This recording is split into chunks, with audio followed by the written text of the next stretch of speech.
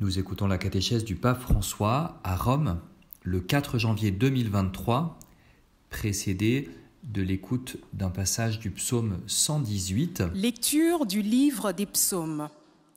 Ta parole est la lumière de mes pas, la lampe de ma route. Quelle merveille! Tes exigences, aussi mon âme les garde. Déchiffrer ta parole illumine et les simples comprennent. Grande est la paix de qui aime ta loi, jamais il ne trébuche. La parole du pape maintenant. Cari fratelli e sorelle, buongiorno. Chers frères et sœurs, bonjour. Prima di iniziare questa catechesi, Avant de commencer cette catéchèse, je voudrais vous proposer de nous unir à ceux qui, tout près d'ici, sont en train de rendre hommage à Benoît XVI. Et c'est vers lui que je voudrais tourner ma pensée maintenant, lui qui a été un grand maître de catéchèse.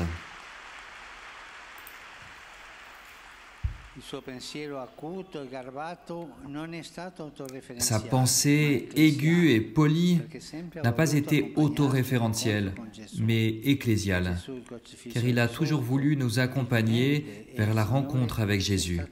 Jésus, le crucifié ressuscité, le vivant et le Seigneur, est le but auquel le pape Benoît nous a conduits en nous prenant par la main, qu'il nous aide à redécouvrir dans le Christ la joie de croire et l'espérance de vivre. Avec cette catéchèse d'aujourd'hui, nous concluons le cycle dédié au thème du discernement et nous le faisons en complétant le discours sur les aides qui peuvent et qui doivent soutenir le processus de discernement. L'une de ces aides est donc l'accompagnement spirituel, qui est important surtout pour la connaissance de soi-même, dont nous avons vu qu'elle est une condition indispensable au discernement. Se regarder dans la glace tout seul n'aide pas toujours parce qu'on peut un peu altérer l'image que l'on voit.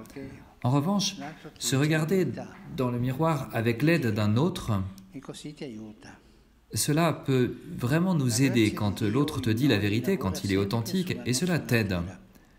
La grâce de Dieu en nous travaille toujours sur notre nature. En pensant à une parabole évangélique, nous pouvons comparer la grâce à la bonne semence et la nature au terrain, à la terre. Il est important avant tout de se faire connaître, sans avoir peur de partager les aspects les plus fragiles, où nous nous découvrons plus sensibles, plus faibles, où nous avons plus peur d'être jugés, se faire connaître, se manifester soi-même à une personne qui puisse nous accompagner sur le chemin de la vie.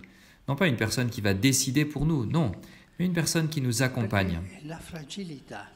Car la fragilité est en réalité notre vraie richesse.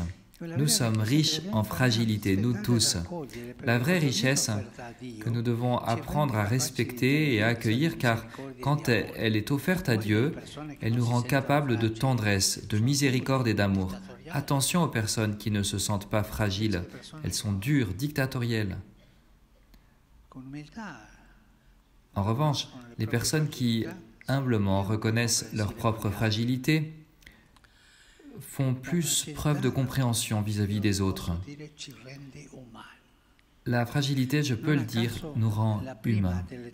Ce n'est pas un hasard que la première des 3 tentations de Jésus au désert, celle qui est en lien à la faim, cette tentation cherche à nous voler notre fragilité en nous la présentant comme un mal dont il nous faudrait nous débarrasser, un empêchement à être comme Dieu. Mais au contraire, elle est notre trésor le plus précieux. En effet, Dieu, pour nous rendre semblables à lui, a voulu partager jusqu'au fond notre propre fragilité. Regardons le crucifié, Dieu qui est descendu jusque dans la fragilité. Regardons la crèche qui arrive à une fragilité humaine, une grande fragilité humaine. Il a voulu partager notre fragilité. Et l'accompagnement spirituel, s'il est docile à l'Esprit Saint, nous aide à démasquer des erreurs parfois graves dans la considération de nous-mêmes et dans la relation avec le Seigneur. L'Évangile présente différents exemples de dialogues qui éclairent et qui libèrent avec Jésus. Pensons par exemple à ce dialogue avec la Samaritaine. Nous le lisons, le relisons, et il y a toujours cette sagesse et cette tendresse de Jésus. Pensons au dialogue avec Zachée. Pensons au dialogue avec la femme pécheresse. Pensons avec Nicodème et avec les disciples d'Emmaüs. La manière dont le Seigneur s'approche de nous.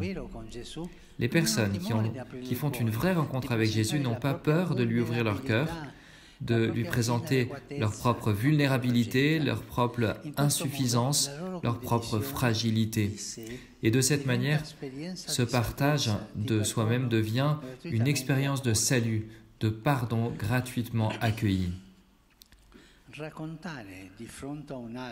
Raconter face à un autre ce que nous avons vécu ou ce que nous cherchons nous aide à faire de la lumière en nous-mêmes, en mettant à la lumière les nombreuses pensées qui nous habitent et qui souvent nous inquiètent avec leur refrain insistant.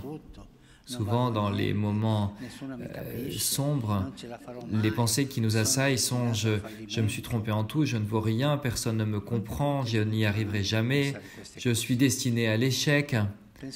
Et souvent, nous pensons ces choses-là, des pensées fausses et pleines de venin qui, dans la confrontation avec un autre, nous aident à nous pouvons les démasquer et ainsi nous pouvons nous sentir aimés et appréciés par le Seigneur comme nous sommes capables de faire des bonnes choses pour lui et avec lui. Nous découvrons avec émerveillement des manières différentes de voir les choses, des signes de bien qui ont toujours été présents en nous. C'est vrai, nous pouvons partager nos fragilités avec l'autre, avec celui qui nous accompagne dans la vie spirituelle, le maître de vie spirituelle, un laïc, un prêtre, et lui dire « Regarde ce qui m'arrive, je ne vais pas bien, voilà ce qui m'arrive ». Et l'autre qui t'accompagne te répond « Oui, mais nous avons tous des difficultés » et il nous aide à les éclaircir et à voir d'où elles viennent, les racines, et ainsi, où sont les racines, et ainsi les dépasser. Celui ou celle qui nous accompagne, l'accompagnateur ou l'accompagnatrice, ne remplace pas le Seigneur. Il ne fait pas le travail à la place de la personne accompagnée, mais il marche à son côté, il l'encourage à lire ce qui se passe dans son cœur, le lieu par excellence où le Seigneur parle.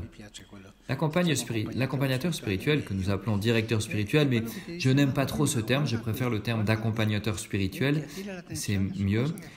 Donc, c'est celui qui te dit, ça va, mais regarde à tel endroit, à tel autre endroit, et il attire ton attention sur les choses qui sont en train de se produire.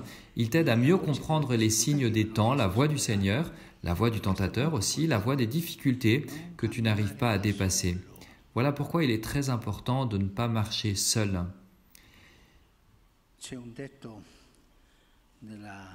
Il y a un proverbe de sagesse africaine, parce qu'ils ont cette mystique de la tribu qui dit, donc un proverbe de sagesse africaine qui dit, si tu veux arriver vite, marche seul, si tu veux arriver loin, arriver en sécurité, marche avec les autres. Marche accompagné, marche avec ton peuple, c'est important. Dans la vie spirituelle, il est mieux de se faire accompagner par quelqu'un qui connaît ce qui se passe et qui peut nous aider. Voilà donc l'accompagnement spirituel. Cet accompagnement peut être fécond si d'un côté et de l'autre, on a fait l'expérience de la filiauté et de la fraternité spirituelle. Nous découvrons que nous sommes enfants de Dieu au moment où nous nous découvrons nous-mêmes frères, car fils d'un même Père. Voilà pourquoi il est indispensable d'être inséré dans une communauté en chemin. Nous ne sommes pas seuls, Nous sommes des membres d'un peuple, d'une nation, d'une cité qui marche, d'une église, d'une paroisse, d'un groupe, d'une communauté en chemin. On ne va pas vers le Seigneur seul. Ça n'est pas possible. Ça ne va pas.